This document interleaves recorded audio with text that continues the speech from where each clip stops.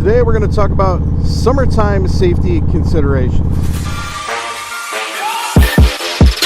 What's up guys, Chef Riding Free. Good morning. I don't know about you guys where you're at, but here in the Hotlanta area it has been brutal hot, which we get used to living in the South. Every summer they record the number of days consistently above 90 degrees, and people often laugh because I'm from Michigan, so when I moved down here I figured I was going to melt, and I've adjusted to the heat and you actually kind of enjoy it, and definitely hate the cold and the snow. So you do get acclimated a little bit. However, when people talk about the non-riding season time in Atlanta in the summertime, a lot of people would consider that the not riding season time. But most of us who are out riding enjoy the sunshine and the warmth, but you have a lot of safety considerations that you have to think about when you're riding. And newer riders definitely do not have an experience level with the heat to consider stuff. And to be frankly honest with you, a lot of experienced riders really don't put a lot of consideration into the heat, but man, you got to be careful. So, the temperature is obviously what the temperature is recorded as. You can tell that on a weather forecast, but you have something that you also have to consider, and that is the heat index. And in the summertime, that is the level of humidity that makes things more miserable. The other day here, it was 96 degrees and the real feel was 108. And the humidity just sucks the life right out of you. And the heat has been affecting me more this year than it has in years past, which is why I wanted to talk about this. So with that heat index, you really have to be aware of how hot it is, what the real feel or what the heat index is going to be for the day, or if you're going on a trip, definitely something that you need to consider. And heat emergencies kind of sneak up on you. Obviously, like in the wintertime, if you get cold and you're hypothermic, it's a little more obvious. Now, one would think it's more obvious when it's hot. However, people suffer heat-related emergencies all the time. And like I said, they kind of sneak up on you. I've had it happen to me a few times, and it definitely can get you. And by the time that you recognize what's going on, you've got a little window to do something about it. So one of the things that people don't consider with heat-related stuff and riding is the amount of wind exposure that we have while riding. Now, you probably take that into consideration when it's cold outside with the wind chill, because it definitely affects how cold it is. But in the summertime, you have to think about the wind exposure that you get while moving, as the wind is always going to be blowing across your body.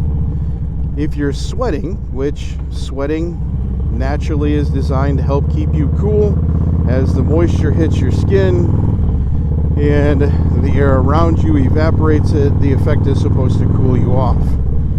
So our amount of wind exposure that we take while we're riding, let's just say that you're going on a trip, the amount of wind exposure you get is constantly blowing away your perspiration, and that is one of the sneaky things that will cause dehydration when it's hot outside. It feels good because you're moving and you got wind blowing around you, but like I said, it definitely will affect the hydration level in your body.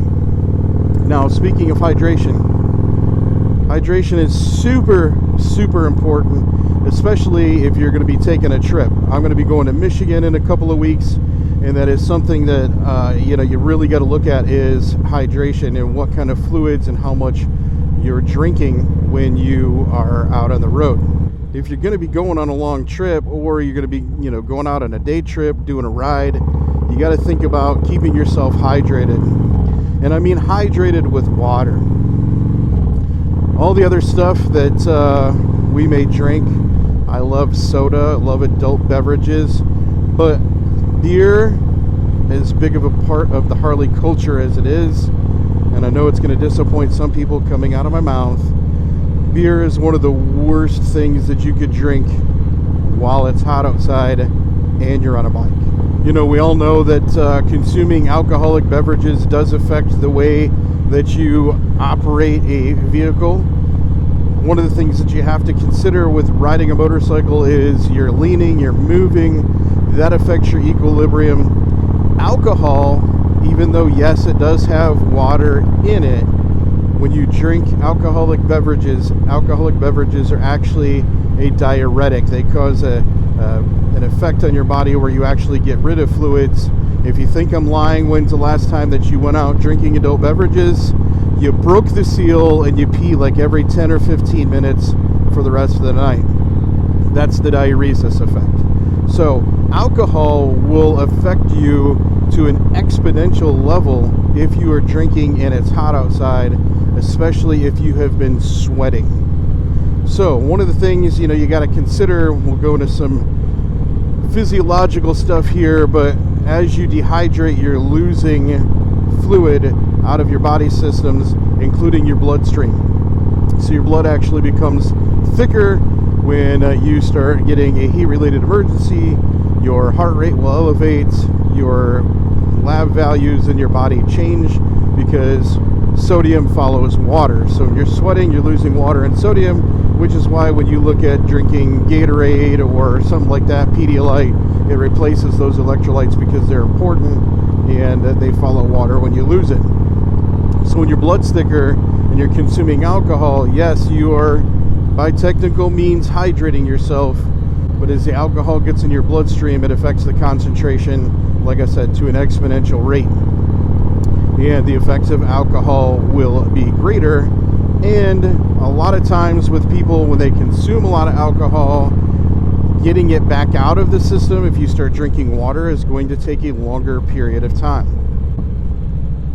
So you definitely have to consider what you're doing, and I'm not saying you can't enjoy a beer wherever you stop, but you have to consider what you're doing. Now, next thing on the list is sun exposure. Now, this one I think is more overlooked. I've done it myself when I'm out traveling, but sun exposure is an issue. So you're riding along, having a great time, the sun is shining down, it is glorious, you got your radio going, just enjoying the ride, all while the sun is cooking you. So you got to consider your sun exposure. You definitely need to consider wearing sunblock. I have had situations where I've personally been out traveling on trips and I applied what I thought was a correct amount of sunblock over the duration of the ride and was grossly mistaken. My fault, and one would think that that is common sense, but really when you think about it, like when I travel, I'll ride tank to tank. So you're talking 220, 240 miles straight. And when you think about the time distance, you're 3 hours or so, 3.5 hours, depending. So when you look at sunblock, your SPF that the sunblock is rated for is basically an equation of how much time. So I typically, historically, will bring a high SPF, like an SPF 100 with me when I travel on trips, and I've even found out that is not good enough in between stops. So you have to consider applying sunblock, and think about the fact that as someone who rides a motorcycle, you have a lot of sun exposure, which obviously leads to bad stuff like skin cancer and skin conditions. So you have to be a little more aware of it. Now, I've experimented with a lot of different sunblocks. The spray-on type is super convenient.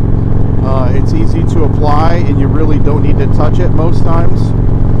However, my experience is it is messy. When you spray that, it will go all over the place, all over your bike, all over your stuff. The wind will take it, and a lot of times it is not correctly applied, just simply because it's a mist and it blows around. Typical lotion sunblocks, you get more consistent coverage with, but You got to consider the fact that you're going to be holding on to handlebars, and that stuff is a super mess. So you've either got to bring some like wipes with you to clean up, towel, something like that, when you're applying the sunblock. One of the best things that I found that I enjoy using sunblock wise is a stick.